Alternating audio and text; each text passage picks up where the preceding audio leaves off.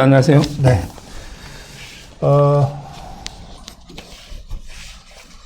오늘 뭐부터 할까요? 박사님.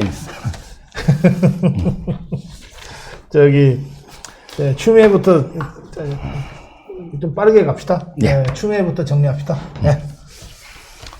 일단 이제 추미애는요. 예. 크게 두 가지가 문제인데 네. 하나는 이제 공소장 비공개하고 그다음에 그 수사와 기소 분리하는 게 있죠. 예. 이게 문제고요. 네.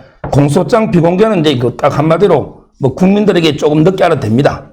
이 말로 이제 이미 100만 표가 날라갔기 때문에 결국 이 말 한마디로 옛날에는 이게 천냥빚을 갚지만 지금 이게 정치판에서는 말 한마디로 100만 표가 왔다 갔다 하거든요. 그래서 저는 이번 주에 그 3대 망언이 있어요. 3대 망언. 바로 이제 이거 문재인이 있잖아요. 문재인이가 이제 그 경기가 좋아지다가 코로나 때문에 이게 갑자기 그렇다. 이건 이게 정말 염장 지르는 거 아닙니까? 그 다음에 두 번째 정세균 있죠. 총리. 이 사람들이 그 손님이 적어서 좀 이게 편하시겠어요. 이것도 이게 염장 지르는 거죠. 그 다음에 추미애가 국민은 조금 늦게 알아도 됩니다. 이런 이제 3대 망언 때문에 제가 보기 각 100만 표씩 날아간 게 아닌가 이래 보입니다. 아, 이 세상이 너무 잘해주고 있어요. 예. 결국 이제 그 축구로 비교하면 저희가 잘해서 이게 드리블을 한 골 넣을 수도 있고, 예. 아니면 이게 상대가 자살골로 똑같은 한 골 아닙니까? 지금 이게 자살골로 치면 3골을 3대 0으로 앞서 나가는 거죠. 근데 그거 알아요? 예. 실제 경기를 할 때 우리가 멋진 슛을 쏴서 성공한 것은 상대방한테는 그렇게 심리적 타격을 못 줘요. 그렇습니다. 아유, 뭐, 저 워낙 잘했으니까 우리도 잘하면 되지가 되는데, 어쩌다 찼는데, 이 수비수 발 맞고 그냥 들어가잖아요? 네. 그러면요, 저쪽이 그때 멘붕이 와요. 그렇죠. 완전 멘탈 붕괴가 돼버려요. 네, 맞습니다. 그래서 이게 손님 실수 하지만요, 선거에서는 손님 실수가 그 선거에는 우리가 잘하는 것보다 사실은 훨씬 커요. 그렇죠. 그 효과가. 예. 그리고 이제 그 추미애 두 번째 예, 예. 수사와 기소 분리 있죠. 아. 이거는 제가 TV조선에서 뭐라 했냐면 네. 동서와 고금에 전혀 예가 없다. 일단 이게 고금부터 보면 옛날에 그 함무라비 법전, 뭐 로마법 하다못해 이게 우리 고조선의 8조 근법도 있잖아요. 어느 법에도 이게 수사와 기소를 네. 검찰이 분리하는 경우는 없고요. 예. 그다음에 그 동서를 보면 프랑스나 이제 그 독일처럼 이런 이제 대륙법계고 일본하고 우리나라 대륙법계거든요. 네. 그다음에 영국이나 미국 영미법계 네. 어느 나라도 이게 그 검찰 내에서 수사 기소를 구별하는 경우는 없습니다. 경찰이 수사를 하고 검사는 이제 기소하는 나라는 많아요. 그렇지만 이게 추미애는요 결국 이게 그 기소 검사를 자기 입맛대로 임명해가지고 네. 수사했던 검사 있잖아요. 기소 못하게 하는 이런 게 의도고요. 이걸 위해서 이게 21일 날 검사장이 해야 하거든요. 아마 이것도 이게 17년 만에 처음인데 제가 보기에 그날 아마 상당히 맞짱 떠가지고 아주 그 갈등이 표면화될 걸로 보입니다. 그런데 네. 이 추미애 하는 걸 보면 뭘 잘 모르고 자꾸 지르는 것 같아요. 그래서 그 법무부의 그 뭐 부장이나 국장이나 다 엘리트들 아니에요? 예. 이 사람들이 그 추미애가 막 아무 말이나 하면 그거를 막 주워 담는데 정신들이 없어. 예. 예? 근데 잘 못 주워 담잖아요, 지금. 워낙 틀린 사실을 갖고 엉뚱한 소리를 하니까. 그 대표적으로 이게 공소장이 있죠. 이것도 이게 처음에 미국도 일회 공판 기일 전에는 비공개한다 했잖아요. 네. 근데 우리 사무실에 미국 변호사 2명이 있어가지고 제가 방송했지만 네. 미국은 이게 공소를 제기한 즉시 다 이게 공개하고요. 중요 사건은 오히려 이게 적극 홍보를 합니다. 국민한테. 알리는 거예요. 그럼 이게 미국도 팩트 틀리죠? 그 다음에 수사 기소 분리 일본도 한다 했잖아요. 예. 근데 일본 우리 동경지검의 특수부 잘 알지만 그런 게 없어요. 물론 이제 공판 유지를 위해서 자문 정도 받는 게 있지만 네. 일본도 이게 틀렸잖아요. 그러니까 추미애가 말하는 거는 전부 이게 팩트 체크도 안 된 이런 걸로 이게 국민을 갖다가 완전히 기만하는 이런 행위죠. 근데 추미애가 뭐라 그러니까 문재인이가 잘한다 그러고 조국이가 막 잘한다 그러고 그러던데. 그거는 이게 다 법률가들 아니에요? 국민을 이게 더 염장 지르는 거죠. 조국이도. 네. 조국이 추미애를 뭐 응원합니다. 어쩌고 저쩌고 하는데요. 그건 이제 말이 안 되고요. 제가 21일 날 보면요. 네. 아마 이제 전국 검사장 중에 추미애를 지지하는 사람은 이승윤, 중앙지검 하나 정도고, 그때 왜 광주지검장 문찬석이라고 있잖아요. 그래요. 이 사람에게 그대로 이승윤이 들이박아가지고, 뭐 추미애가 또 유감을 했잖아요. 아마 그날 가면 제가 이게 옛날에 노무현 그때 검사와 대화 기억나죠? 그때 검사들이 공격하니까 노무현이 뭐라 했습니까? 네. 이 정도면 이게 막가자는 거죠. 이랬잖아요. 아마 이게 추미애도요, 21일 날 보면 거의 이게 막가자는 이런 게 분위기로 맞짱 토론이 되지 않을까 이렇게 봅니다. 저 지금 분위기로는 이성윤이 더 꼬리 내리지 않을까요? 그래도 이게 이성윤은 뭐 문재인이 대학 후배고 분신이기 때문에 이성윤은 이게 뭐 아마 유일하게 편들지 않을까 이렇게 봅니다. 아, 그래요. 알겠어요. 여기 컴퓨터 좀 봐주세요. 그래요. 저기 정세균이 발언은 어떻게 보세요? 정세균요. 네. 결국은 이제 제가 보기에 멀쩡한 분들도 문재인이 밑에만 가면 전부 이게 이상해지더라고요. 아니, 정세균도 이게 뭐 콘텐츠나 저는 이낙연보다는 훨씬 괜찮은 사람 봤거든요. 네. 근데 문재인 밑에 가가 총리 하니까 그 전에 바로 문재인이가 야, 경기가 좋아지고 있는데 네. 갑자기 코로나 때문에 마치 나빠진 것처럼 이렇게 하니까 거기에 장단 맞추다 보니까 네. 정세균이도요. 결국이 뭐 손님이 적으니까 편하시겠다. 또는요, 이런 게 말도 했습니다. 옛날에 정세균이 뭐라 했냐면 옛날에 돈 많이 벌어놨으니까 버는 걸로 좀 버티십시오. 아니, 이게 말이 됩니까? 옛날에 이게 경기가 좋은 적이 없는데 돈 이게 많이 벌어놓은 걸로 좀 버티시라. 이것도 이게 말이 안 되고요. 근데 정세균이가 이런 게 망을 하니까 이해식이라고 있잖아요, 대변인. 네, 네. 이해식이가 이게 논평을 했거든요. 뭐라고 이게 논평했냐면 정세균을 옹호하면서 정세균 총리는 아주 이게 개념충만 발언을 했는데 그 깊은 사정을 이해할 감수성이 없단 말인가. 아니, 개념충만 발언이 뭔지 모르겠어요. 이게 망언을 해놓고 갑자기 대변인이 개념충만 발언했는데 그것도 이게 이해 못하냐. 그래 감수성이 없냐. 이게 논평해가지고 이게 또 문제되니까 이것도 취소하고 또 두 번째 했죠. 그래 말이에요. 예. 그러니까 이게 이 정세균이 일부러 뭐 선거 망치려고 이러는 건 아니고 하도 대깨문들이 무슨 우한 폐렴 때 그거 왜 안 나서냐 막 그러면서 뭘 하니까 어쨌든 나선다고 나선 것 같아. 그렇죠. 하는 것마다 지금 그렇죠.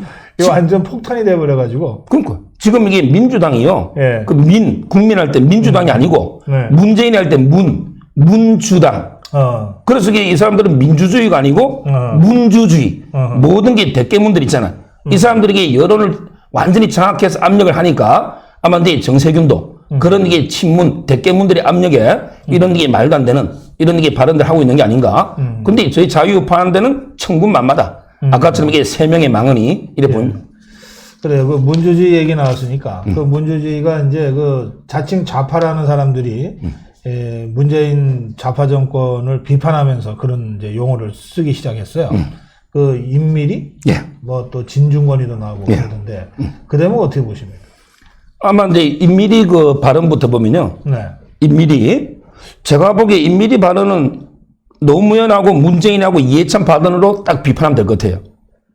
임미리가요, 칼럼에 경향신문을 썼잖아요. 이걸 이게 고소를 했는데, 네. 근데 옛날에 노무현 때요, 이 판례가 있어요. 후보가 정해지지 않은 상태에서는 선거법이 위반이 안 된다. 사전선거 안 된다. 근데 이번에 두 가지로 고소했잖아요. 근데 그래서 저는 지하에 있는 노무현 대통령에게 분노할 이런 게 고소다. 첫째, 노무현으로 비교하면. 네네. 그 다음에 두 번째, 문재인으로 비교하면요. 옛날에 박근혜 대통령 때 산케이 신문 기억나죠? 그때 문재인가 뭐라 했냐면, 야, 나는 이게 신문이 없는 정부보다 정부 없는 신문을 택하겠다 하면서 언론 자유를 이게 그렇게 강조했거든요. 근데 이번에 언론 경향신문까지 다 고발했잖아요, 칼럼에. 네. 그래서 이게 문재인도 내로남불이고요. 제일 문제는 이게 이해찬이야. 자기 도장으로, 자기 명의로 고발해놓고 자기는 이게 전혀 몰랐대. 책임은 이게 뭐 윤호중 총장이, 그럼 이게 자기 몰래 보고단을 찍었으면 그 총장을 잘라야 되잖아요. 근데 우리 총장을 옹호하고 있어요. 어떻게 이 중요한 걸 이해찬이 모르게 고발하겠어요. 그래서 결국에 저는 노무현, 문재인, 이해찬의 과거 발언들과 전부 이게 배치되는 이런 게 고발이고 지금도 이게 설적 치하해놓고 잘못했다는 말을 안 하고 있어요. 이게 문제죠. 지금 민주당 안에서 예. 이 오만으로 민주당 다 죽게 생겼다는 얘기들이 이제 나오기 시작했어요. 지금 이 상황을 보면 아니 도대체 그 지식인의 칼럼을 고발한 그런 예가 있습니까? 저는 이제 금시초문인데. 그 우석훈이라고 있죠. 예, 88만 원 있습니다, 우석훈. 세대 저자, 이 좌파 지식인이고 이 사람들이 그렇게 얘기하잖아요. 내가 이명박 박근혜 정권 때 엄청 정권 깠는데 그래도 그 정권은 고발까지는 안 했다. 이게 뭐 하는 짓이야? 하도 어처구니가 없으니까. 예? 그렇죠. 결국에 우리 법적으로 보면요. 공직선거법 이제 58조하고 58조 2가 있거든요. 네. 58조는 이제 허용되는 건데요. 뭐냐면 이게 특정 정당의 정강이나 정책에 대해서요. 단순하게 찬성, 반대, 자기 생각을 하는 게 있죠. 이거는 이제 바로 표현의 자유입니다. 이게 의사 표현은 선거운동 불법을 안 본다고 돼 있어요. 바로 이게 칼럼이 그런 경우죠. 근데 58조 2에 보면 아주 단체를 이용해서 옛날에 참여연대처럼 낙선운동 있죠. 이런 게 조직적, 의도적으로 낙선운동 하는 거 있잖아요. 이거는 이제 처벌조항을 넣기는 했지만 개인이 칼럼 쓴 거 아니에요.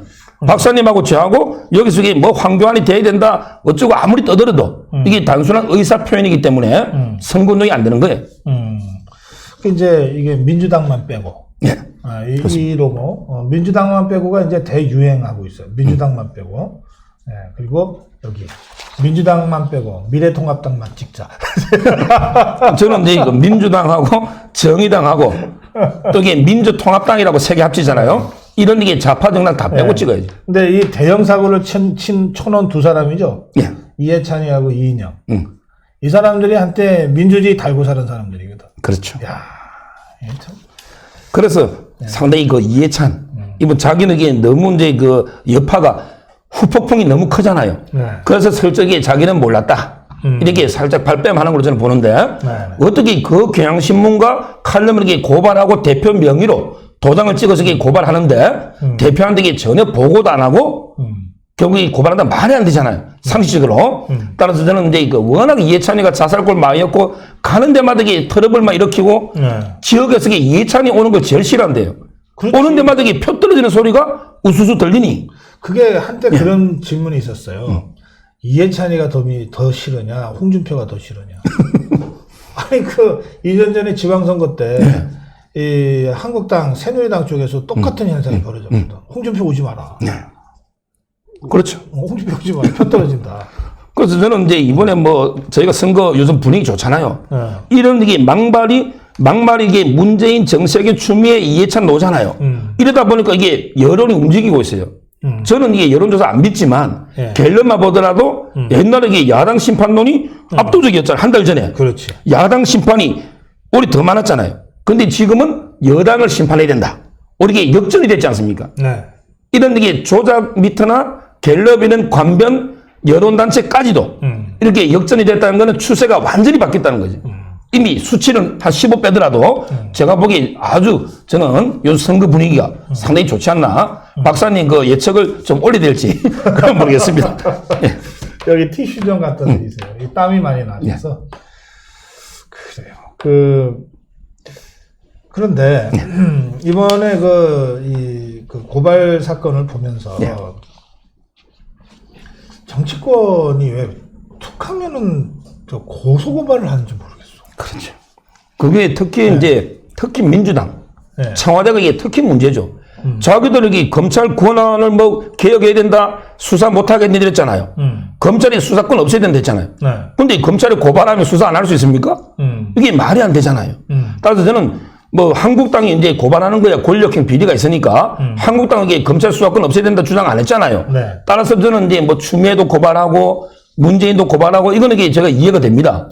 그렇지만 이게 검찰의 수사권을 없애야 된다 하면서 또 이게 패스트트랙을 갖다가 남부지검 고발하고 이번에 칼럼도 고발하고 이게 바로 민주당은 자가 당착이 아닌가, 자기 모순이 아닌가.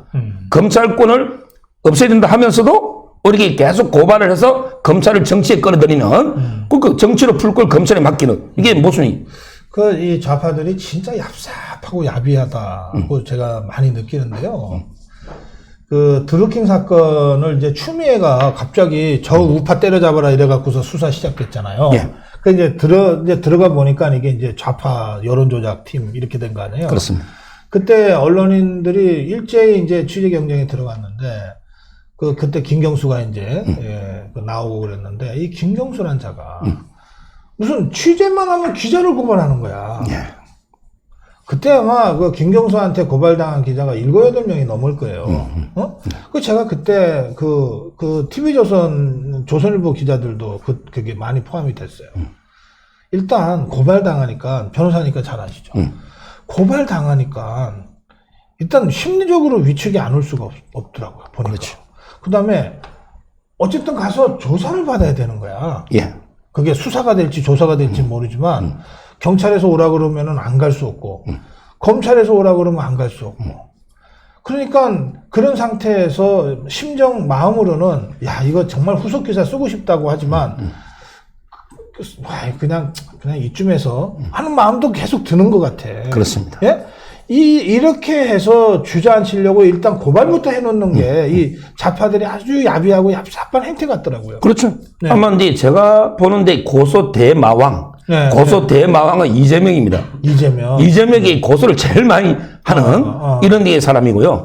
그다음에 김경수도 마찬가지고 지금 이제 박사님이 김경수 이야기 놓으니까 네. 관련해서 이게 두 개 중요한 판결이 나온 게요. 네. 김경수요. 네, 네. 결국 이제 김경수를 구속했던 게 성창호잖아요. 그래요. 성창호 판사가 이제 무죄를 받았습니다. 왜냐하면 이게 정운호 게이트 할 때 그 공소장 있잖아요. 이걸 내부의 그 상급기관에 보고했다고 네. 비밀 누설했다고 기소했거든요. 근데 그거는 내부 정보 보고잖아요. 그래서 당연하게 이게 무죄를 받은 거예요. 아마 성창호는 김경수를 구속해서 보복 기소당해서 당연하게 무죄를 받은 거고요. 그다음에 또 하나 김경수의 중요한 게 차문호 부장이 바뀌어버렸어요. 왜냐하면 이게 차문호 부장은 김경수를 유죄 주장하고 그다음에 김민기 주심은요 무죄라고 주장하고 있거든요. 네. 근데 김민기 주심만 남겨놓고 차문호는 이게 바꿔버렸는데 물론 이제 차문호 부장이 떠나기 전에 한마디 했죠. 김경수가 시연을 본 거는 확실하다. 그랬잖아요. 근데 김경수는 본 적이 없다고 잡아떼고 있잖아요. 저는 이 부분은 아마 차문호 부장이 빼도 박도 못하게 딱 이 말을 해놓고 간 게 아닌가. 이 두 가지가 있습니다. 후임 주심은 저기 지금 남아있고, 예.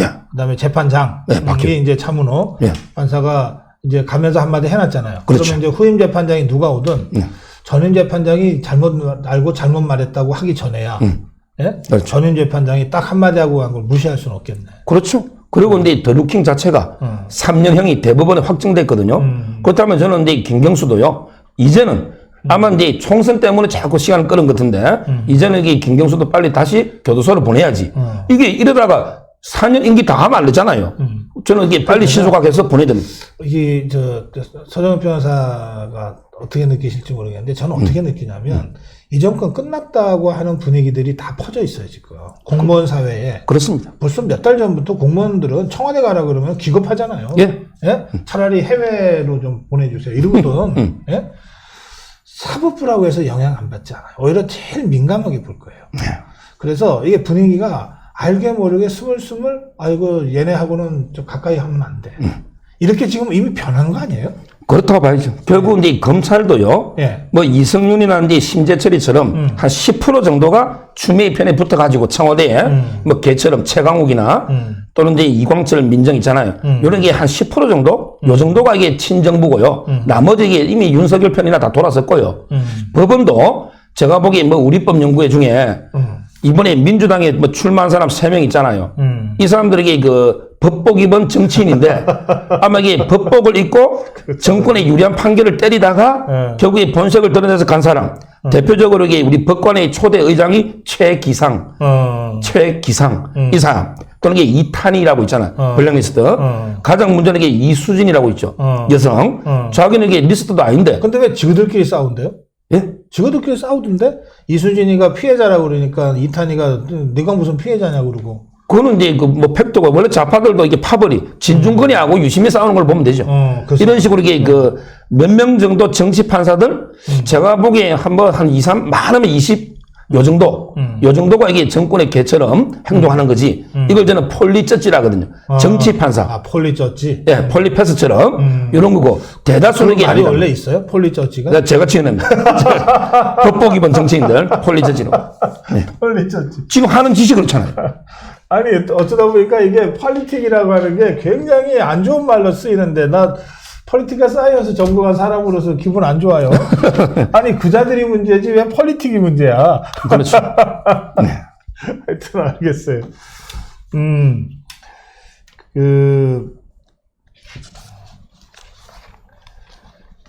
아까 참 지나간 얘기인데 예. 그 정세균이가 이제 뭐 저 장사 안 돼서 뭐 좀 편해지시게 편하시죠 뭐 이런 말도 안 되는 소리를 해가지고 예. 이제 이게 논란이 됐잖아요. 예. 하루가 지나서 이 사장이 뭐 페이스북에 글을 올렸어요. 예. 근데 글이 어떻게 시작되냐면 제가 페이스북을 원래 안 하는 사람입니다만 하면서 올리더라고. 그러면 아니 사장이 왜 시켜서 했나? 이런 경우에는 어떻게 봐야 돼요?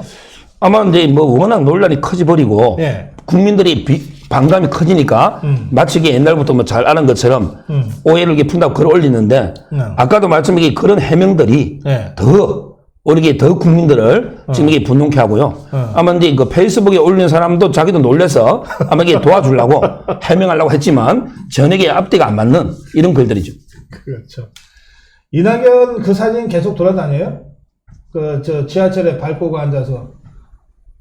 그래요? 아, 그것도 없앴나? 요새 이낙연 뉴스가 안 나오던데? 근데 발 꼬고 이게 앉은 것도 있지만 예. 아예 그 지하철 표를 어디였는지를 몰라가지고 했지 않습니까? 그래서 이거는 저는 이게 그 제2의 반기문이다. 옛날에 반기문 있잖아요. 반기문이 이게 한국에 돌아가지고 대선도 오다가 뭐 이게 인천공항에서 타고 올라면 이게 복잡하거든요. 제가 봐도. 근데 이게 어디 가가지고 어떻게 표를 끌어서 어떻게 여야 되는지 이걸 이게 몰랐잖아요. 이낙연이도 위장 이게 뭐 서민쇼 한번 해보려고 했는데 지하철 표를 어디 여야 될지. 아니, 지하철은 인천공항하고 비교하면 안 되지. 그거 쉬운 데인데? 근데 반기문이가 못 찾아가지고 그때 한 방에 가버렸잖아요. 그러니까 정치인이요. 뭐 저는 이게 정치인은 쇼는 좀 필요해요. 근데 쇼도 쇼답게 정말 이게 그 자기만 할 수 있는 쇼 있잖아. 뭐 김문수가 옛날 택시 운전한다든지 요 정도까지는 용납이 되는데 근데 반기문하고요. 이분이 이낙연 쇼는요. 완전히 정말 서민 코스프레 하다가 오히려 이게 역풍만 상당히 불고 있는 거예요. 그래. 아니 근데 김문수는 쇼는 아니에요. 예. 지금 말씀하시다 보니까 그냥 이 택시. 좋은 의미로 제가 예. 정치인은 쇼잖아요. 예. 근데 제 말은 본인 할 수 있는 그런 뜻이 그런 뜻이죠. 그런 뜻이지만 제가 김문수가 모는 택시를 타고 촬영을 한 적이 있거든요. 옛날 빨간 의자에서. 네. 그러니까 그러면서 제가 물어보니까 택시를 운전하려면 택시 면허를 따로 받아야 된다. 그렇습니다. 택시 면허를 따로 받고 또 서울에서 하면 서울 택시 면허를 가져야 되고 맞습니다. 대구에서 하면 또 대구에 가서 또 대구 택시 면허를 또 따로 따야 된대요. 맞습니다. 물론 택시 기사 하시던 분들이 다른 지역에 가서 따면 그렇게 어려운 건 아니지만 어쨌든 절차가 다 다르대요. 예. 다르대. 그리고 김문수가 그때 실제로 대구 택시 기사를 할 때 토요일인가 하여튼 하루를 새벽에 회사 택시에 배차 받아가지고 그래갖고서 하루 종일 해서 이제 배차 이제 차 반납할 때까지 꼬박 하는 거예요. 진짜로. 예, 맞습니다. 똑같이 이제 돈 받고 그러다가 한 몇 번 술 취한 사람이 뭐라고 그래갖고서 돈도 못 받고 뭐 그랬대. 예, 진짜 그때 막 마음이 막 그렇다 그러더라고. 그래갖고서 뭐 돈 얼마 벌고 또는 뭐 몇천 원 벌고 뭐 그런 얘기를 좀 하더라고. 그러니까, 좋은 의미에서 쇼도 필요한데 쇼를 하려면 김문수처럼 해야지. 그렇습니다. 이게 그래야 말이 되지. 예. 그러니까 이제 자기만이 할 수 있고 아무나 이게 택시 쇼 못 하잖아요. 그럼. 자기 때문에. 그리고 이제 국민한테 실제 쇼가 아닌 것처럼 감동을 주는 이게 필요한데 이낙연 있잖아요. 이낙연에게 문제가 있고 지금도요. 오늘 보니까 황교안 대표하고 이낙연이가 종로 선거운동 하잖아. 황교안 대표는 이제 언론인들 기자들 안 데리고 조용히 이제 혼자 혼자 이게 자명하듯이 선거운동을 했고요. 아마 이게 이낙연은 지금도 대기자 부대를 이끌고 쇼하고 있는데 저는 이제 그 역효과가 난다. 이렇게 보입니다. 그래요. 예. 자, 이제 우리 자유파 쪽 얘기 좀 해보겠습니다. 몇 명이 먼저 공천 확정이 됐어요. 예. 나경원, 동작을의 나경원, 그다음에 광진을의 오세훈, 광진갑인가 을인가, 예. 오세훈. 이렇게 해서 이제 황교안의 종로 오른쪽에 오세훈, 왼쪽에 나경원 이 삼각편대가 짜여졌다 일단. 그렇죠. 그렇게 해석들을 했는데 어떻게 평가하세요? 일단 이제 두 가지로요. 네. 첫째는 이제 홍준표하고 김태호 있잖아요. 이분들이 수도권에 안 온 건 좀 아쉬워요. 그렇지만 이게 박사님이 저희가 많이 비판해가지고 고향은 벗어났잖아요. 뭐 양산 어리든 아니면 이제 창원의 성산이든 김태호는 예. 약간 경남 내에서는 고향을 떠나서 험지로 가고 요거는 뭐 평가하고. 근데 양산을이 험지 아니라 그래요, 다들. 아, 그러세요? 예, 양산을이 험지가 아니래. 그러니까 구체적으로 양산을에 사는 분의 말씀이야. 지난번 선거, 3년 반 전 선거 때, 천몇백 표 졌대요. 천몇백 표 졌는데, 그때, 우리 쪽에 무소속이 2명인가 나왔다는 거예요. 그래서 잠식한 표가 뭐 10,000표인가 되고, 그러니까 이거는 그냥 아무나 한 명만, 그러니까 이런, 우파 분열만 없으면 그냥 먹는 곳인데 저걸 험지라고 어떻게. 근데 밀양보다는. 밀양보다는. 그러니까, 지금 이 홍준표가 양산이 엄청난 험지고, 그래서 김두관을 상대로 자기가 한다 그러잖아요. 이건 이제 이게 사실이 아닌 거지. 김두관이야말로 험지에 온 거다. 그렇죠. 김두관이가 험지에 왔는데 그럼 둘 다 험지라고 그러면 말이 되냐? 둘 중에 하나는 험지고 둘 중에 하나는 양지지. 맞습니다. 네. 제가 이제 들으신 말씀은 2명도 강북에 왔으면 더 좋았을 텐데, 2명이 안 온 거는 약간 아쉽다는 걸 제가 처음에 말씀드리고, 그래요. 예. 그 다음에 두 번째는요, 저는 공천은 이렇게 빨리 확정해 줘야 돼요. 오세훈하고 이제 나경원 이런 분들은 어차피 이게 유일 후보 아닙니까? 이런 분들에게 빨리빨리 확정해 줘서 제대로 이렇게 싸우도록 한 거 시기 있잖아요. 타이밍이 좋다는 거. 요렇게 두 번째 말씀드리고요. 그 다음에 마지막으로 결국 황교안 대표도 이게 확정된 거 아닙니까? 황교안 대표도. 그렇지. 결국 이제 황교안 종로. 몰라, 누가 나와서 경선하자 그러면 어떻게 하지? 그 다음에 나경원 있잖아요. 서부 서울. 그 다음에 오세훈 동부 서울. 이렇게 삼각 편대 아닙니까? 상당히 제가 보기에 이미 강남은요. 다 넘어왔거든요. 강남은. 근데 이분들이 강북에 딱 책임지고 많이 놓으니까 상당히 지금 인재들이 많이 모여들어요. 여러 사람이. 따라서는 서울에 상당히 큰 바람이 불 것 같고 아마 이제 세 명이 큰 역할을 해서 수도권을 압승하면 경기도까지 이게 바람은 보이잖아요. 같은 생활권이니까. 아주 저는 긍정적으로 이번에 평가합니다. 이번에 이제 1차 공천 확정 명단에 신상진도 들어갔어요. 성남. 예. 그 제가 이걸 보면서 그동안 제가 현역 의원 중에 이제 현역 의원은 뭐 물갈이를 하니 뭐 컷오프를 하니 자꾸 그러잖아요.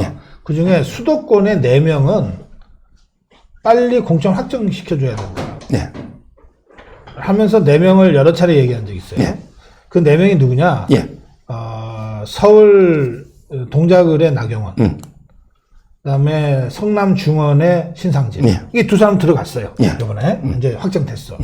그다음에 다른 두 사람이 누구냐면 안양의 심재철, 그리고 평택의 원유철이에요. 이 나경원, 신상진은 4선 의원이고 원유철, 심재철은 5선 의원이에요. 그러니까 이제 다선 의원이죠. 그러면 이제 다선 의원들에 대해서는 좀 교체가 필요하다, 뭐 이런저런 얘기들이 있지만, 수도권 경우에는 안양의 심재철 공천 안 하면 그냥 그 의석 잃는 거고, 평택의 원효철 공천 안 하면 그 의석 잃는 거다. 나경원도 신상진도 마찬가지예요. 그리고 그냥 한 석 잃는 게 아니라 그 주변을 잃게 된다. 또는 주변에서 뭔가 한두 석 더 할 수 있는 가능성이 없어지는 거다. 그러니까 이거는 지역의 거점이다. 포스트다. 그런데 왜 이 사람들을 빨리 확정을 안 시키냐. 계속 주장했단 말이에요. 박사님 이제 그 방송을 막 공간에도 보니까 곧 아마 2명도 확정될 것 같은데요. 그래요? 심재철하고. 심재철은 이제 뭐 당연히 원내대표가 되고요. 원유철은 이게 재판 중이지만 억울해요. 대부분 이게 무죄 받고 유죄가 이게 억울하거든요. 이런 분에게 저는 공천에서 다투는 게 맞고요. 그 다음에 거기에 제가 한 번 추가한다면 저는 주광덕 의원 있죠. 남양주에. 주광덕. 주광덕 이게 공천 빨리 확정 안 할 이유가 뭐 있어요? 빨리 해야지. 남양주에 표가 몇 석입니까? 이런 분들에게 앞으로도 많이 있으니까 공간에서 이 방송 보면 빨리 할 걸로 봅니다. 그래. 이 홍준표, 김태호는 아직 확정된 건 아니죠. 그렇죠. 뭐 지금 조율 중이라고 하는데, 이게 뭐, 사실 뭐 험지라고 폼은 안 잡았으면 좋겠어요. 도저히 제가 자신이 없어서 수도권은 못 나가겠으니까 좀 봐주세요. 뭐 차라리 이래야 솔직한 거 아니에요? 그렇죠. 금방 이제 박사님 말씀 들어보면 결국에 그 뭐 아무리 창원이든 또는 이게 양산이라도 PK 아닙니까? PK는 이게 이미 완전히 민심이 돌아서 버렸거든요. 솔직히 PK는 민주당이 저는 몇 석 안 됐나 봐요. 물론 이제 낙동강 벨트라는 뭐 약간의 뭐 문재인, 네. 노무현, 고향 아닙니까, 둘이? 네. 사저도 있고. 네. 이것 때문에 약간은 다른 지역보다는 몰라도, 네. 박사님 말씀대로 저는 아주 험지는 아니고, 저는 지금도 수도권에 와가 강북가는 게 맞았는데, 근데 본인이 완강해 그러니까, 김영호 공관위원장이 약간 이게 그 절충적으로 타협을 하려고 하는 것 같은데, 상당히 공관위가 좀 체면을 구긴 거고요. 네. 아마 여기서 이게 뭐 김태호나 홍준표 이기봤자, 저는 이게 큰 효과는 없다. 황교안 대표처럼 종로에 이래 보입니다. 공관위가 왜 정치를 하려고 하는지 모르겠어. 그냥 공정 관리를 잘하면 되는데 원칙 세워가지고 왜 자꾸 쓸데없이 자기들이 정치를 하려고 그래. 굳이 따지면요. 경남 지역에 제가 돌아다녀 보면서 제가 느낀 거예요. 제일 어려운 지역은 상대적으로 제일 어려운 지역은 김해 가불입니다. 그렇죠. 김해 가불이에요. 네. 그래서 김해 바로 옆이 양산이고 예. 김해 바로 옆이 창원 성산이잖아요. 예. 그게 다 낙동강 벨트예요. 예. 그중 그래도 상대적으로 제일 어려운 게 김해 가불이에요. 그런데 김태호는 김해에서 김경수랑 1전 1승 한 사람이에요. 그러니까. 1전 1승 예. 1패. 아니 근데 왜 딴 데 얘기를 해? 예? 김해를 가야지. 그렇죠. 창원 성산이요. 여기가 무슨 험지예요. 예? 노회찬이가 되고 뭐 또 지금 뭐 누가 됐다 그러지만 거기는 좌파들이 후보 단일화해서 된 거예요. 후보 단일화해서.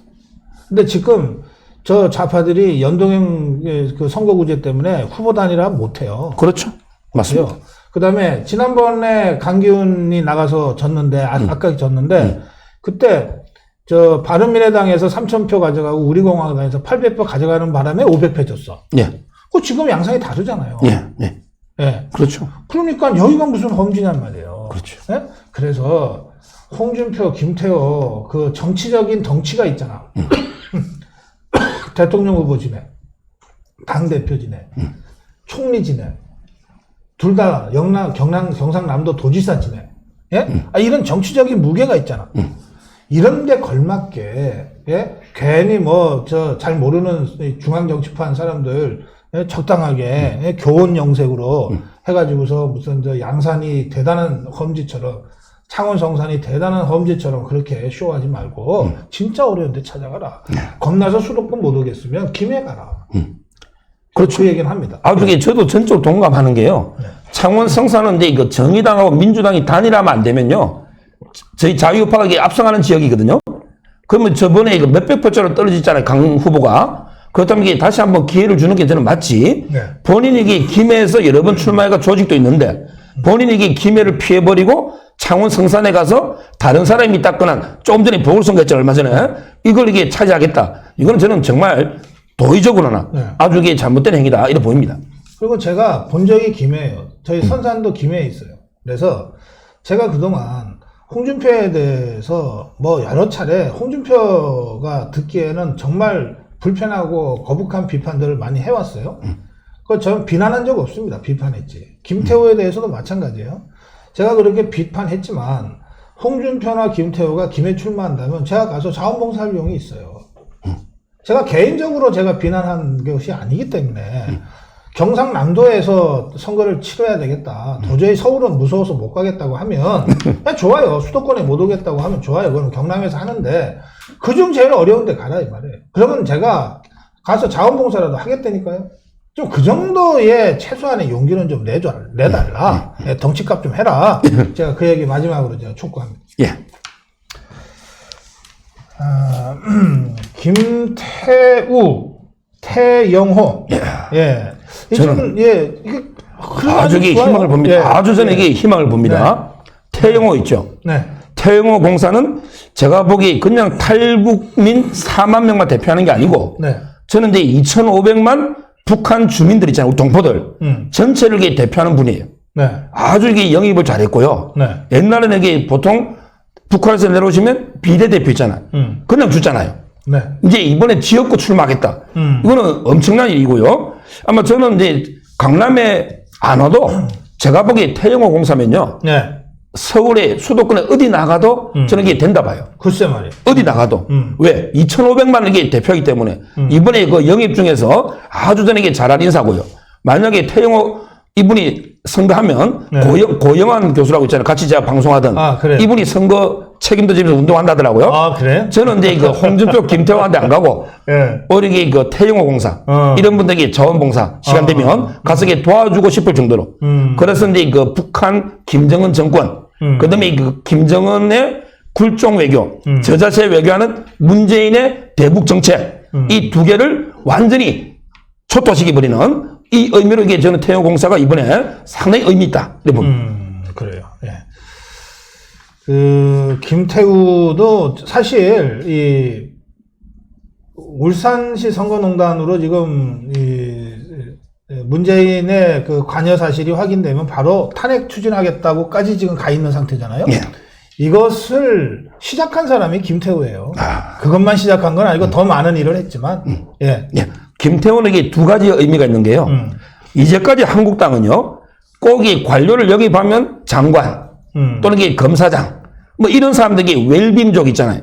무산일주의자, 이런 투쟁력이 없는 네. 이런 사람에게 영입했죠. 근데 김태우 수사관은 6급 수사관이지만, 그러게 전 정권부터 청와대 갈 정도로 아주 능력이 탁월한 사람이고, 제대로 이게 싸우는 사람을 영입했다. 네. 이 점에서 첫째 의미가 있고요.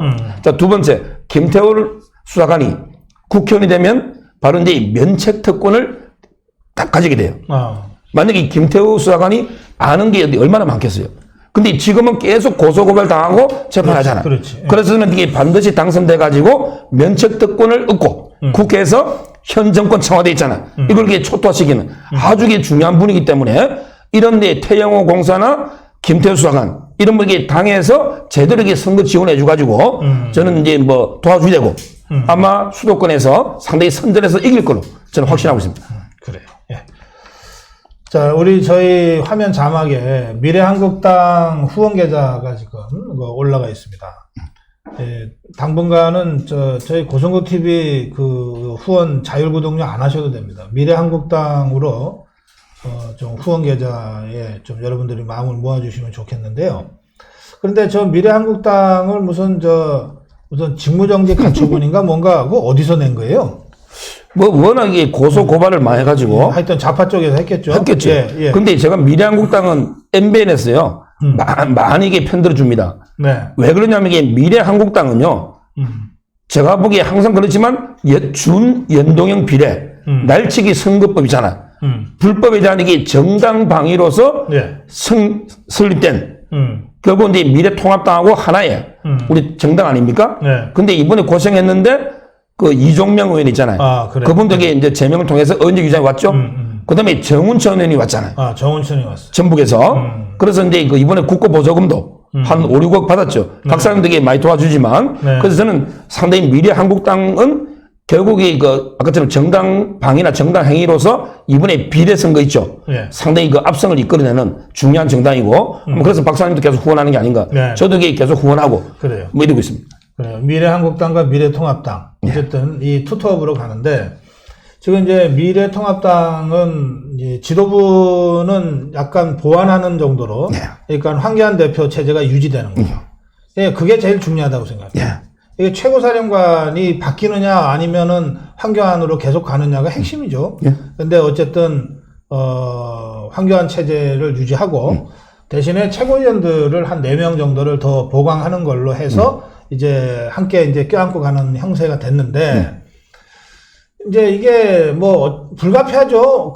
지금 전대회를 할 수는 없으니까 유승민 쪽에다가 누구 추천해라, 뭐 또 전진당 쪽에다가 누구 추천해라 이런 식으로 이제 갈 수밖에 없는데, 원희룡 지사가 이 최고위원으로 지금 영입되는 것은 뭐 이견이 하나도 없는 것 같아요. 예, 이견이 없는 것 같은데. 유승민이 쪽에서 이준석이를 불쑥 추천을 한 것 같고, 그러니까 뭐 지분 인정해서 추천하라 했으니 안 받을 수는 없지만, 야, 이게 뭐냐, 정말 좀 부글부글 끓고 있는데 이거 어떻게 봐야 됩니까? 일단은 이제 이거 체제는요. 이것도 제가 MBN에서 많이 이야기했는데 결국 이게 전면적으로 새로 구성할 수는 없어요. 네네. 물리적 시간도 안 되고. 그래서 결국 이제 황교안 중심 체제로 가고 거기에 4명을 추가하는 거 아닙니까? 이거는 상당히 잘 된 거고요. 그다음에 공관위도 일단 김영호 체제로 가고 네. 그다음에 몇 명 추가하는 거 있잖아요. 네. 이거는 이게 저는 잘 됐다 봐요. 그래서 이것 때문에 장기표 선생님이나 시민단체 있잖아요. 네. 여기서 이제 여러 명이 또 이탈해버리지 않습니까? 네. 그러게 너무 안타까워요. 왜냐하면 이게 지금 전면적으로 새로 구성 못 하잖아요.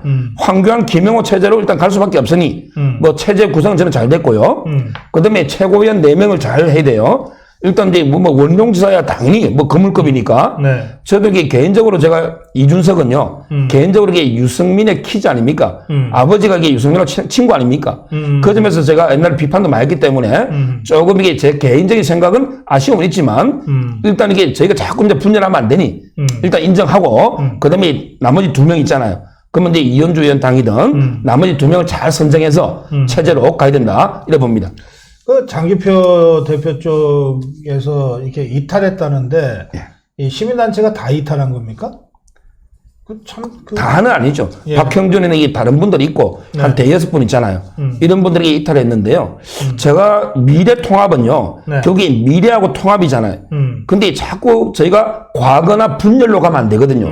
너무 이게 그 본인 뜻을 조금씩 해야지. 뭐 제가 여기서 이게 그 장기표 쌤이나 비판하고 싶지는 않지만 네. 자꾸 이게 그 분열 행보를 보이는 거는 자유파에 도움은 안 된다. 이런 생각이 들어요. 장기표 대표는 네. 뭐 여러 요구를 했지만 핵심은 김세현 빼라 였던 것 같은데 그거는 그 올바른 주장 아닌가? 그런데 이제 이상과 현실이 있으니 뭐 주장 자체가 제가 틀렸다는 건 아니고 네. 서로 이제 본인 주장이 좀 안 받아들여지더라도 네. 항상 이 대의를 위해서 좀 통합으로 미래로 나아가야 되는데 자꾸 이게 분열되면 안 된다는 거죠. 알겠습니다. 예. 또 그런가 하면 우리공화당 네. 아니 조은진이 뭐 종로에 후보 내겠다고 했잖아요. 네. 이거 어떻게 보세요? 그게 바로 조금 전에 그 이야기한 거지만 예. 너무 이게 자유파가 예. 물론 이제 우리 공화당도 상당히 어려운 상황이에요. 네. 홍문종 대표가 이제 제명이 돼버렸거든요. 네. 제명이. 그게 저도 이제 그 윤리 제가 위원이었기 때문에 뭐 제가 참여한 건 아니지만 그래서 이제 당이 아주 어려운 상태고 네. 아마 이제 그 황교안 대표나 한국당 있잖아요. 네. 상당히 섭섭한 게 많이 있을 거로 봐요. 그렇지만 이게 그런 개인적인 감정 때문에 큰 판을 걸으면 안 되잖아요. 큰 판을. 그래서 저는 만약에 황교안 대표 아무리 섭섭하더라도 황교안 대표에게 몇백 표 차이로 떨어뜨린다. 이낙연한테 후보를 해가지고 이러면 이게 과연 자유파가 이걸 용납하겠습니까? 따라서 저는 좀 대승적 차원에서 종로에는 정말 모든 자유파가 황교안 대표의 1심 단결해서 밀어줘야지 후보를 내서는 안 된다. 이것도 이게 분열 행보가 아닌가 이렇게 생각합니다. 하여튼 좀 어이가 없어서 예. 그래요. 그 자유통일당 쪽은 김문수 전광훈 목사 쪽은 그 김문수가 이 후보 단일화 얘기를 했어요 어제. 그러니까 이 미래통합당이 다 이제 하나가 된 다음에 후보 공천을 해라. 그러면 그 후보하고 자유통일당 후보하고 단일화를 하겠다.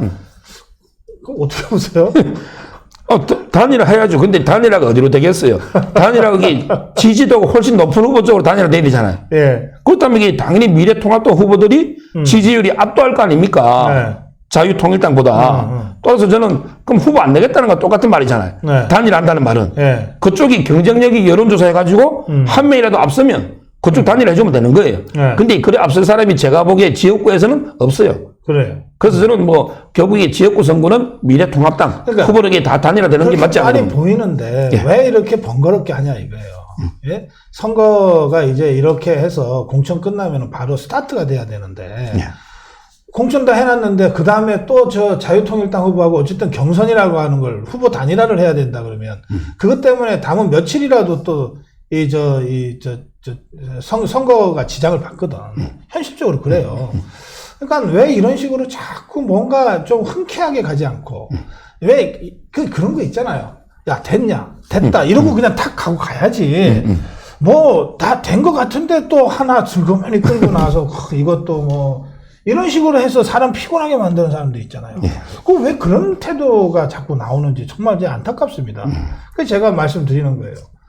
예, 조은진 우리공화당도 김문수 자유통일당도 이제 정말 마지막 벼랑끝까지 왔다. 거기서 한두 발만 더 가면은 이제는 같이 하고 싶어도 못한다. 그러면 냉정하게 생각하자. 냉정하게. 따로 가서 따로 가서 우리공화당이나 자유통일당이나 지역구에서 당선시킬 사람이 있냐? 한 명이라도. 없으면 비례에서 정당 3% 받을 자신 있냐? 없으면 당 없어지는 거다. 왜 이러냐 진짜. 네? 그래서 이제 결국 저는요, 한마디로 이제 이번에 3년 문재인 폭정을, 좌파에게 폭정을 거치면서 자유우파 국민들의 정치 수준 있잖아요. 정말 이게 높아진 것 같더라고요. 네. 저도 이게 방송에 정치 평론을 하지만, 네. 제보다 이게 훨씬 잘 판단하고, 똑똑하고 현명하신 이런 게 국민들이 있잖아요. 그리고 저는 국민들이 단일화할 거로 봐요. 왜냐하면 이게 딱 보면 누가 당선권에 근접했고, 누가 이게 좌파 민주당 후보와 접전을 벌이는지 알잖아요. 그래서 저는 국민들이 딱 판단해서 단일 후보에게 표를 몰아주지 않을까. 지역구에서. 이렇게 믿고 있고요. 네. 지금이라도 이게 마지막까지 자꾸 분열 행보하지 말고, 저는 이게 끝까지 이분들이 물론 정권을 위해 투쟁해온 거, 네. 이런 게 모든 기여는 저희 다 인정하고, 네. 그 범위 내에서 마지막에는 단일화가 필요하다. 이 말씀을 드립니다. 그래요. 예. 이제 마지막으로 한두 가지만 더 짚어보겠습니다. 제가 오늘 정론일침을 하면서 앞부분에 김종석 의원 얘기를 했어요. 예. 저한테 어제 밤에 어제 강석훈 후보 와의 대담을 하다가 이런 얘기가 나왔거든요. 자유한국당에 진짜 경제를 잘 아는 전문가가 좀 부족하다. 그러면서 이제 김종석 의원이 그래서 너무 혹사당하고 있다. 이런 얘기가 나왔어요. 근데 실제로 이 자유한국당의 경제 민생 관련 정책에는 김종석 의원이 빠지면은 일이 안 될 정도로 거의 모든 걸 다 해왔어요. 그래서 제가 지금은 이 국회의원이 주먹 싸움 하는 것도 아니고 무슨 큰 소리 쳐서 이기는 것도 아니고 그러니까 정말 전문성을 갖고 날카롭게 추궁하고 이러면서 이 전투력이 발휘되는 거다. 그러니까 곽상도다, 김도읍이다, 주광덕이다, 그런 사람들 아니냐. 그러니 김종석 같은 사람은 진짜 전문성을 갖고 좌파와 제일 치열하게 투쟁해 온 사람인데 이런 사람을 지금 지역구 공천도 확정 안 시켜주고 계속 일은 시킨다. 엊그저께도 이 정책 공약 발표를 했는데 정말 중요한 발표를 했어요. 김종석 의원이. 뭘 했냐면 법인세 인하, 상속세 인하, 부동산세 인하, 그리고 LTV인가? 그리고 60% 인상. 이런 경제정책 공약을 발표했어요. 그 팀장이 돼가지고. 그럼 이런 거가 어느 날 갑자기 나오는 게 아니잖아요. 그러면 이 사람도 정치인이니까 출마하려고 그러면 지역에서 또는 무슨 전부 다 공천 심사받느라고 지금 막 기르고 있는 판에 이 사람은 혼자서 그거 하고 있는 거야. 근데 당에서는 일을 시키면서 공천을 안 줘. 어쩌라는 거야. 그러니까 이 사람이 결국은 출마 이 공천 신청을 포기했다고 저한테 문자를 보냈더라고요. 저는 이걸로 충분하다고. 그 제가 얼마나 마음이 아파요. 저도 이제 그분요, SBS, CNBC 토론하고 TV 방송도 같이 해봤는데요. 정말 이게 제가 존경하는 전문가고요. 제가 이게 꼭 드리고 싶은 말씀은 투쟁은요, 투쟁은 이제 전문성에서부터 나옵니다. 곽상도인이 왜 투쟁을 잘해요? 그분에게 민정수석을 했기 때문에 문다혜나 문준용이나 대통령의 가족들을 공격할 수 있죠. 주광덕 의원이 왜 투쟁을 잘해요? 이분이 검사하면서 검찰에 정보가 많고 인맥이 많기 때문에 투쟁을 잘하는 거예요. 따라서 저는 투쟁은 전문성에서 논다. 그럼 이게 경제 투쟁을 제대로 잘하려면 전문성이 있어야죠. 그게 김종석 의원이고 또 이게 부동산을 투쟁을 하려면 잘못된 거. 그럼 이게 김연아 의원이고 그런 분들. 또 이렇게 탈원전, 철도 같은 거 있잖아요. 최은혜 의원도 있고 이런 게 전문가들을 제대로 저는 배려하고 공천을 빨리 줘야만 현 정권에 대해서 투쟁력도 강화되는 거다. 따라서 저는 전문성과 투쟁력이 모순되는 게 아니고 결국에 제대로 투쟁하려면 전문적인 능력이 있어야 된다. 그 점에서 김종석 의원 있잖아요. 결국에 경제 제대로 현 정권의 경제 폭정을 바로 잡으려면 빨리 저희는 상고초에 모셔가지고 제대로 공천도 주고 모셔야 된다고. 이제 같은 케이스가 지금 불출마 선언을 한 사람들 중에도 많은 분들이 설득해서라도 다시 출마시켜야 된다는 사람이 둘 있어요. 김도읍. 그다음에 최연애. 아니, 최연애 의원이 탈원전 정책을 막기 위해서 4년 동안 한 걸 생각을 해보면 이런 사람이 왜 여기서 중단해야 되냐. 예? 김도읍은 더 말할 것도 없죠. 예. 그거 어떻게 해야 될까요? 김영호가요. 예. 홍준표 만나러 이렇게 내려갔잖아요. 그럼 여기 김도읍이하고 최현희 만나러 김영호 가야죠. 그러니까 김영호 직접 찾아가야죠. 도대체 홍준표하고 김태호한테는 왜 가며 그 시간에 이런 사람들 만나서 설득해야지. 예. 맞습니다. 예. 제가 보기에 저도 뭐 전적으로 뭐 공감하고 예. 이런 분들을 바로 이게 그 삼고초려라는 게 예우를 갖춰야 돼요. 예우를 갖춰가지고 그게 가장 맞는 지역으로 제대로 이게 모셔와야 된다. 그리고 이제 그런 걸 또 이게 언론에도 많이 이게 홍보하고 알려야만 현 정권의 그 정책의 문제가 적나라하게 드러나잖아요. 네. 공관위에서 그런 이게 역할을 김영호 위원장이 해야 된다. 이렇게 봅니다. 그래요. 자, 이 최연애 의원은 미래한국당으로 갔습니다. 그런데, 예, 뭐, 사실, 뭐, 미래한국당이든 어디든 상관없어요. 지금 이제 지역구 공천을 주는 거지. 예, 그리고 당적 변경이 필요하면 또 변경하면 되는 거지. 그렇죠. 예, 그런 것 갖고서, 야, 며칠 사이에 당을 3번을 바꿨네. 이렇게 비난하는 사람, 좌파들은 그렇게 하겠지만, 예, 그런 건 별로 기술적으로는 그렇게 문제가 안 되는 거니까, 이제 불출마를 선언한 사람들 중에도 정말 다시 살려서 자유파가 써야 될 사람들이 있다. 예. 예, 그런 사람들 대표적으로 최연애, 김도읍 같은 사람들은 이런 사람들 쫓아가야지. 왜 무슨 홍준표고 김태호냐 도대체. 예? 예, 그런 생각이 다시 드네요. 예, 맞습니다. 자, 마무리 말씀 듣겠습니다. 저는 이제 요즘요 보면서 상당히 그 항상 그렇지만 희망을 봅니다. 네. 희망을요. 지금 이제 그 뭐 여론조사 아까 제가 갤럽요 네. 그렇게 인용했지만 추세는 중요한 거 아닙니까? 추세는 지금 이게 그 선거 분위기가 제가 느끼는 거는 딱 이게 두 가지인데요. 첫째는 이게 그 인재들이 구름처럼 이게 그 몰려들고 있어요. 네. 아까 대표적으로 이게 태영호 공사, 김태호 수하관부터 이게 여러 인재들이 당을 두드리면서 처음에는요 수도권에 공천을 하려 했더니 사람이 없대요. 뭐라 하냐면 이게 제가 한번 들어봤더니 당선권이 근접한 이름 좀 알려진 사람이 한 30명도 안 된대. 근데 지금 122개 수도권에 경쟁률이 보니까 7대 8대 1이 많아요. 제대로 이게 인재들이 모여들고 있다. 이 점이 이제 첫째 희망이고요. 네. 그 다음에 두 번째 희망은 지금 이게 좌파들이 끝까지 이게 마지막 발악들을 하고 있다. 마지막. 뭐 문재인에게 말할 것도 없고 특히 추미애 있잖아요. 추미애도 선거운동을 이게 상당히 많이 도와주고 있고 그 다음에 이해찬. 저는 이게 이번에 가장 기대하는 사람은 이해찬하고 추미애거든요. 예. 앞으로 이게 계속 국민들의 표 떨어지는 행위만 할 거 아닙니까? 그래서 저는 지금 이게 저희가 이제 패배의식을 보수가 이제 제대로 살아난 거예요. 저희가 3년 동안 보수가 이게 괴멸되다시피 해가지고 얼마나 이게 암울한 이런 시절을 보냈는데 이제 제대로 보수가 기지개를 켜면서 살아나고 있고 네. 여기서 이제 중요한 게 아까처럼 구태하고 분열로 가서는 안 된다. 결국에 미래와 통합으로 더 이게 나아가면 상당히 사회로를 통해서 문재인 정권을 완전히 법적으로 이미 정치적으로 문재인 정권 끝났죠. 근데 사회로 총선에서 저희가 이게 과반이든 아니면 이게 3분의 2든 가가지고 이게 법적으로도 완전히 문재인을 탄핵이든 뭐든 심판할 수 있는 이런 게 계기가 돼야 되겠다. 이 말씀을 마지막으로 드립니다. 알겠습니다.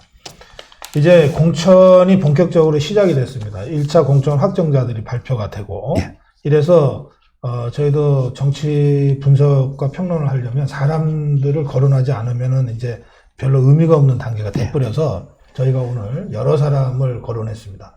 안 되는 사람들도 거론했고 꼭 공천 주어서 출격시켜야 되는 사람들도 거론했습니다. 네.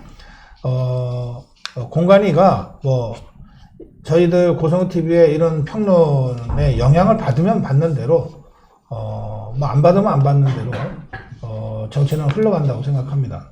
다만 저희 고성TV에서 제가 논평을 하거나 또 서정욱 변호사와 같은 패널들과 토론을 하는 것은 자유파 국민들의 민심과 여론을 바탕으로 저희들 판단을 갖고 얘기하는 겁니다. 그러니까 그런 점들을 헤아려서 참고를 하시면 좋겠습니다. 오늘 나온 이름들 한번 환기시켜 드리겠습니다.